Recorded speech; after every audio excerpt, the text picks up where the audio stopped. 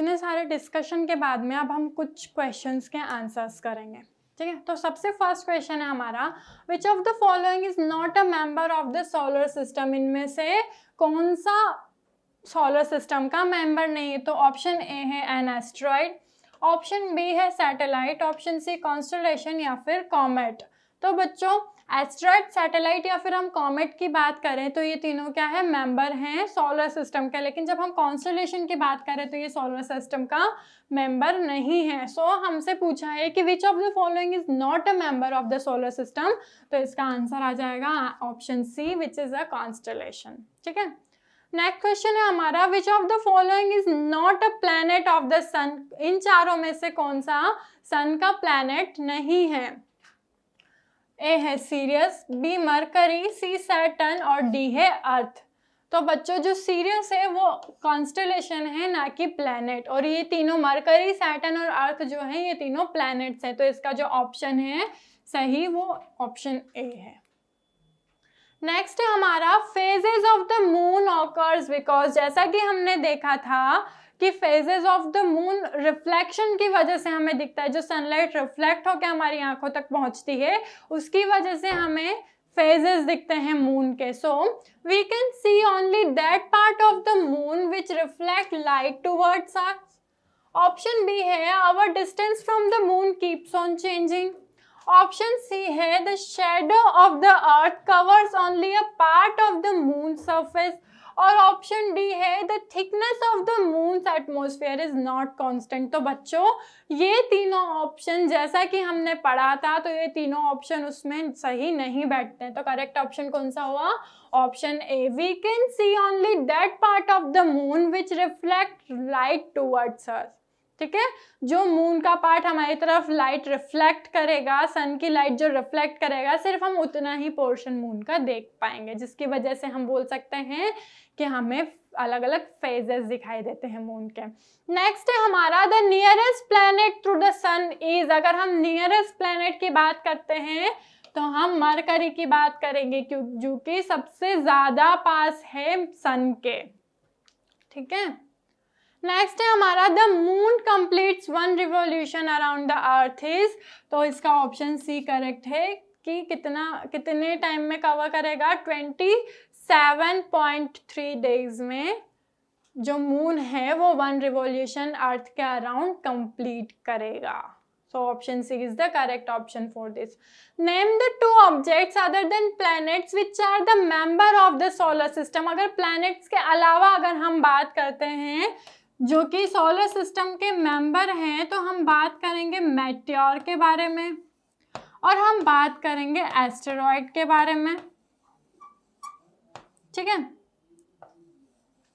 Asteroids के बारे में हम बात करेंगे या फिर हम बात करेंगे कॉमेट के बारे में, ठीक है बच्चों। ये प्लैनेट्स के अलावा वो मेंबर्स हैं जो कि सोलर सिस्टम में प्रेजेंट हैं। मेटियोर हुआ, मेटेरॉइड हुआ, एस्ट्रॉइड हुआ, कॉमेट्स हुआ, ये भी क्या है, सोलर सिस्टम के पार्ट हैं। Name the largest planet of the solar system. अगर हम लार्जेस्ट प्लैनेट की बात कर रहे हैं तो हम जुपिटर की बात करेंगे जो कि साइज में बहुत ज़्यादा बड़ा है और जिसका मास जो है वो अर्थ के मास से 318 गुना ज़्यादा है, ठीक है। नेक्स्ट है differentiate between stars and planet. तो हम देखते हैं बच्चों स्टार्स और प्लैनेट की हमने जब बात करी थी तो हमने देखा था कि जो स्टार्स है वो ट्विंकल करते हैं, वहीं प्लैनेट्स ट्विंकल नहीं करते हैं। स्टार्स के पास क्या रहता है, खुद का सोर्स ऑफ लाइट रहता है, लेकिन प्लैनेट्स के पास ऐसा कुछ नहीं रहता है। प्लैनेट्स की जो पोजीशन रहती है वो चेंज होती रहती है क्योंकि वो क्या करते हैं, सन के अराउंड रिवॉल्व करते हैं, ठीक है बच्चों। नेक्स्ट क्वेश्चन है हमारा, name the planet nearest to the earth. Earth से सबसे ज्यादा पास में प्लैनेट कौन सा है। तो अगर हम बात करें वन बाय वन, अगर हम बात करें, अगर हम सन से डिस्टेंस बात करें प्लैनेट्स की तो सबसे पहले है मरकरी, देन वीनस, देन अर्थ, देन मार्स, ठीक है। तो वीनस और मार्स दोनों ही ऐसे प्लैनेट्स हैं जो अर्थ के पास में हैं, ठीक है बच्चों। नेक्स्ट क्वेश्चन है, name the planet second nearest to the earth. Second जो है डिस्टेंस में वो कौन सा प्लैनेट है।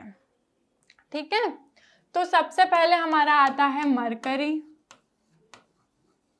ठीक है बच्चों। देन हमारा आता है वीनस, देन आता है हमारा अर्थ, देन हम बात करते हैं मार्स के बारे में, देन हम बात करते हैं जुपिटर के बारे में, देन हम बात करेंगे सैटर्न के बारे में,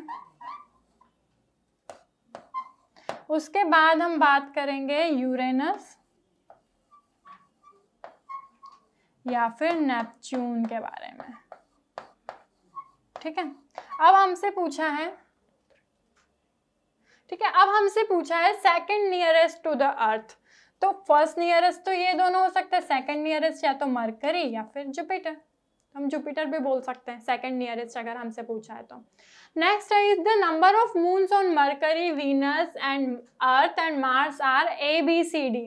मून्स कितने दिए हुए हैं? A दिया है मरकरी के लिए, B दिया है वीनस के लिए, C दिया है अर्थ के लिए और D दिया है मार्स के लिए, ठीक है।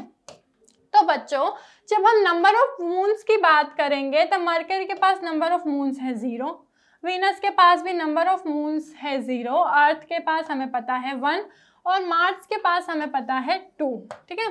तो बच्चों respectively then find A plus B plus C plus D का होल स्क्वायर। हमें क्या निकालना है? हमें निकालना है A plus B plus C plus D का होल स्क्वायर, ठीक है। तो हमें पता है A की वैल्यू है 0, B की वैल्यू है 0, C की वैल्यू है 1 और D की वैल्यू है 2 का होल स्क्वायर, ठीक है। तो अगर हम इसको सॉल्व करते हैं तो हमें मिलता है 3 का स्क्वायर, तो उसका आंसर हो जाता है 9। तो बच्चों इस इक्वेशन का या फिर इसके इक्विवेलेंट क्या आता है? हमारा answer 9 is the correct answer for this. तो बच्चों इस चैप्टर में हमने प्लैनेट्स के बारे में देखा, स्टार्स के बारे में देखा, उनकी अलग अलग प्रॉपर्टीज के बारे में देखा, हमने नंबर ऑफ मून्स के बारे में भी पढ़ा कि पर्टिकुलर प्लैनेट के पास में कितने नंबर ऑफ मून्स हैं, ठीक है। और हमने उन मेंबर्स के बारे में भी पढ़ा जो प्लैनेट्स के अलावा हमारे सोलर सिस्टम के पार्ट हैं, जैसे कि मैटियोर हुआ, मैटेरॉइड हुआ, एस्ट्रॉइड हुआ, कॉमेट्स हुआ, इन सब के बारे में हमने सैटेलाइट्स के बारे में भी देखा, जो कि 2 तरह की होती है, एक आर्टिफिशियल होती है और एक नेचुरल सैटेलाइट होती है, ठीक है बच्चों।